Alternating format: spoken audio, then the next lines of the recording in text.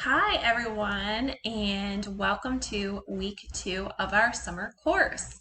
Thank you all so much for your work last week. I have been grading your discussion boards, so you will see my feedback, and if you haven't seen it yet, you will soon, so stay posted. Overall, the quizzes were great, and you all really kind of hit the nail on the head with the discussion boards. So thank you for looking at my video on best practices for DBs because we're trying again to balance that content and that evidence and that data with some analysis and critical thinking. And many of you did awesome. And so whatever you did this or past week, just continue to do. And what we're going to do this week is take it one step further. And so for this week's assignments, you will have the lecture PowerPoint, and it is on the colonial experience from the British Empire's perspective. And so we will be looking at what is commonly taught as the 13 colonies. However, it's not your mama's 13 colonies. So we are not going to look at every single colony and whether they were proprietary or whether they were charter, whether they were royal and who founded it.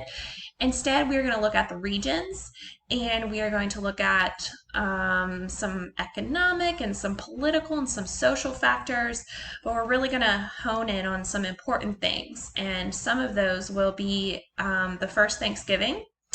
And you're going to see, like we saw with Columbus last week, a new way to talk about and expose the truth behind the Puritans and the first Thanksgiving and what happens to the Wampanoag during King Philip's War. So buckle up because that is going to really rethink things that you've learned about the Pilgrims. Also, we're going to talk about arguably one of the worst systems in world history, and that is the transatlantic slave trade.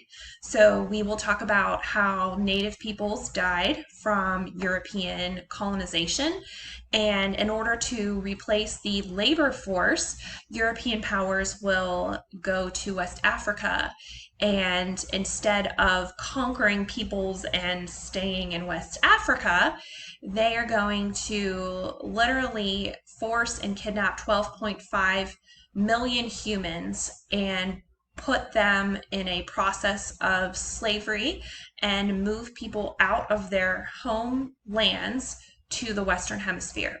And so the roots of slavery will begin in the United States before we're even the United States in the colony of Virginia in 1619. We'll also talk about some things like class and gender and diversity and some other things happening. And so I'm excited to hear what you think.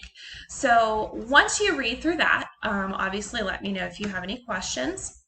You'll have 3 assignments this week. You'll have your quiz and you'll have your discussion boards, 3 posts.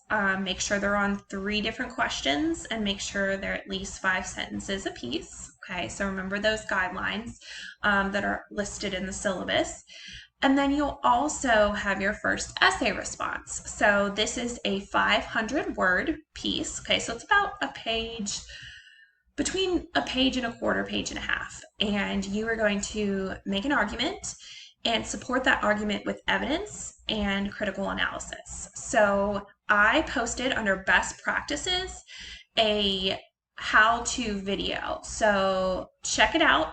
It's kind of like the discussion board one, but it's a little bit lengthier. I'm going to use a silly analogy about making cookies, but I think it works. And check that out because that's going to give you specific information on how to have the right balance of evidence and analysis. So you'll see in the module this week the prompt for the essay response. If you have questions, it is not a quiz. So if you want to say, hey, is this a good argument? Or hey, LT, I wrote half of it. What do you think? Right? Reach out. I'm here for you. I'll get back to you. I'll give you feedback. So don't feel like it's a secret and you kind of have to do it and then surprise later, right? If you have questions, I can give you that feedback. That's kind of the beauty of this assignment is you're going to make it grow and I can be there to help you do that. And so all three of those assignments will be due Friday by 5 o'clock p.m. And that will be Friday, June 18th by 5 o'clock p.m. Central Time. And so if anything comes up or you have any questions about fulfilling those assignments by that time, please reach out and communicate with me ASAP. Otherwise, get to it. Let me know if you have questions. I'm more than happy to explain any content or give you clarity on understanding the information and also help with your assignments, specifically discussion board questions and especially with the essay response. So I'm excited to see what you think about week 2 and this information, and we are rolling right along. So keep up the great work and have a great week. So thanks, y'all. I will talk to you soon. Bye.